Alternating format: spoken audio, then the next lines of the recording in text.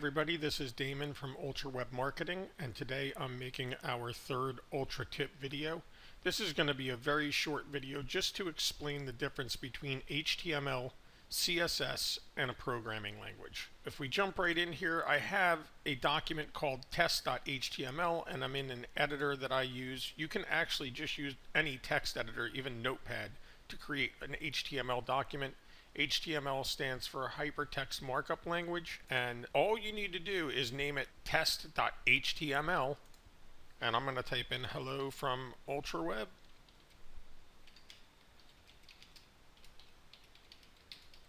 And I'm going to save that document, and you'll notice that when you view that HTML document in a browser, it says hello from UltraWeb. That's it. An HTML document is almost as simple as a text document with the extension HTML. There are some standard HTML tags that you would use. One of them is called an H1. It has some styling on it. So if we put an H1 around the hello world and we save that and then we check it out over here, you'll notice that it makes it a larger font style and it's a different font style as well. And there are several different markup or markup tags in HTML, but if you can think about HTML as visually displaying as a web-based document. That's all it does. There's no intelligence to it. And then there's what's called CSS. So very simply, CSS is to style the HTML.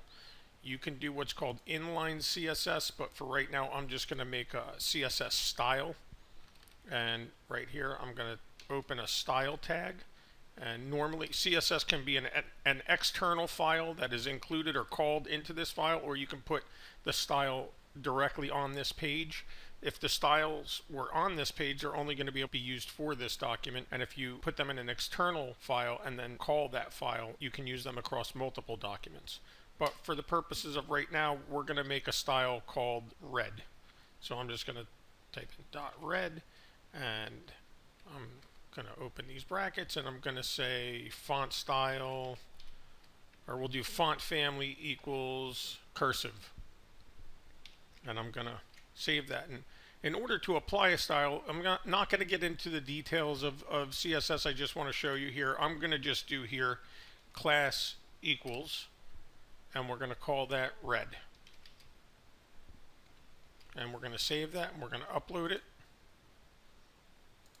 And you'll notice here it goes into a different font style. It's not red because all I did was tell it that I want a font style, but I can add another attribute to that called color, and this is dealing with the text color, and I can just type in red. I'll save that, and I'll upload that, and then you'll notice that that turns red. So this is basically what CSS does. It creates these classes that you can apply styles to different elements. So let's do one more example. We'll call it green, and we'll make the color green, and we'll do a different font style. And there are all types of attributes that you can add to a CSS style, but again, we're going to just go for a fantasy font, and let's make this font size, and we'll make it 10 pixels. And we'll save that, and then let's create another line called and this won't be an H1, this will just be a span, which is like a wrapper. So we're going to use a span tag to just wrap around this so we can apply the style to that span, and we'll call that green, and we'll put this is the green text. We'll save that. And there you go. And that's a little small, so we'll change that size up here to 14 pixel. And we'll save that again, and there you go. So this gives you a good idea why you might want to use styles throughout your document. If I were to go and manually style each line of text here, let's just say I copy this several times, and we can even say that this text is in different documents. And if I decided, okay, you know what, that's a little small, I want to go in and I want to change the size of that, I'll make that 18. And this green style were used throughout multiple documents. By changing it one time in the style sheet or in the style class, it will update every document that uses that green style. You might notice that this says this is green 4 times in a row. It's not breaking. So in HTML, we can put what are called paragraph tags. So if I put a paragraph tag around these, each one of them will be its own paragraph. So this is just some basic HTML. We start the paragraph tag with a P in brackets, and we end the paragraph with a /P. And now each of those are in their own paragraph tag. Very quickly, HTML is the hypertext markup language. That's how we can format the text into paragraphs, or we're using an HTML span tag to tell it that we want to put a container around this text because we're going to add some attributes to that. But then CSS is what we're using to create these cascading style sheet styles, and then we're applying those as a class within the span tag or within the H1 tag. So anything in red here is HTML, and then you'll notice that this class is using the name of the style. But that doesn't explain where a programming language comes in. So there, you can build an entire website with static HTML and CSS. Think about a programming language when things need to change or have intelligence. I'm going to use a programming language called Cold Fusion, which is an older programming language. I don't use it much anymore, but for the purposes of this, it's a very simple markup language that will demonstrate how, used in conjunction with HTML, you can do some more advanced calculations and give your web page some intelligence. The first thing I'm going to do is I'm going to save this document as test.cfm.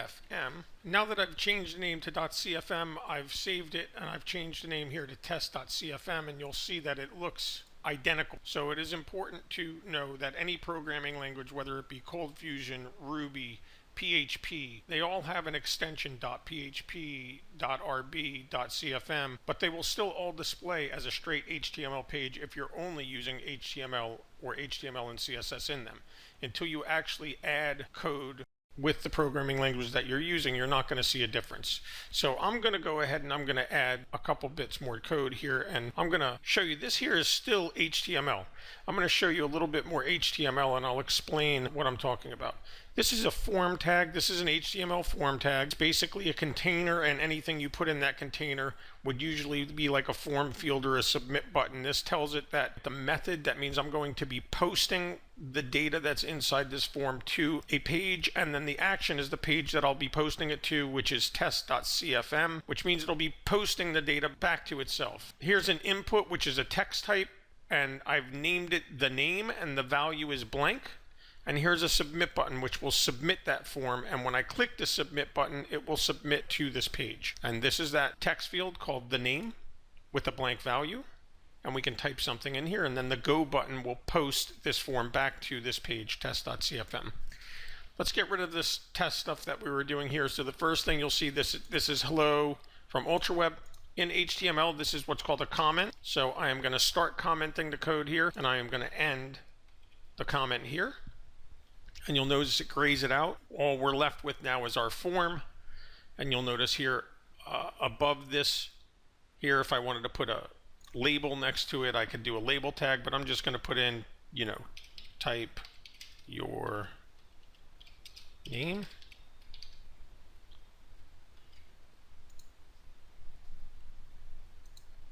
And you'll notice here it says type your name.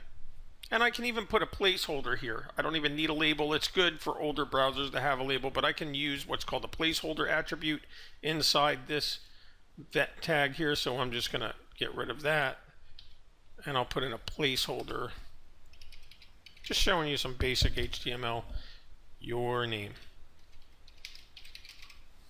And what a placeholder does, it kind of puts a prompt as a placeholder inside the field. See, it says your name, but then when we pick in it, we can overwrite that. And let's go ahead and put in another comment here. I'm going to, instead of commenting out a block of text, I'm just going to put a comment in here that will hold some text. So you could use that to comment or give yourself little code hints. And this, so right now I'm doing a very common thing in programming languages. I'm setting an attribute. I'm setting an attribute called the name, and it's blank. I'm not using this attribute anywhere here. Even though I called this form field the name, I set an attribute called the name as well. So in here, the value right now is blank, and I am going to make this value form the name. Okay, so basically what that's saying is the value of this should be the variable the name. Actually, I'm going to call this form the name. This variable is form.thename, and I'm telling this field that the value should be form.thename. And when we first start out, this is going to be a blank variable. I'm actually going to place this code above this so that it sets the variable prior to it trying to print it out, or else we'll get an error. And the last thing I'm going to do is I'm going to wrap this in ColdFusion output tags, which tells it that anything that's inside this that has pounds around it will be a ColdFusion variable. And you'll notice here when we refresh the page, it doesn't look like anything happened, but actually this form is blank because form the name is defaulted to blank. What's going to happen now is when we put something into this and then we post back to the page, the form the name, because this is called the name, will actually equal what we put in there. So I can put in here in H1 tags. If I type in the name Mike and I submit this, it's going to post form the name and it's going to output Mike. So you'll see here I'm doing H1 form the name. So whatever's in that field now, Jim, is going to output as the name. If we add is the name, it will output whatever the form is and then the words is the name. Susie, Susie is the name. So this is very basic, but it's showing you how you could add variables, and I'm just trying to explain what a programming language may be needed for. You can do much, much more with CSS, HTML, and programming languages. I just wanted to give you a brief video to try and explain the differences. Thank you for watching our third Ultra Tip, and if you need any help with your website, CSS, HTML, or if you need any programming done, please give us a call or check out our website at www.ultrawebmarketing.com.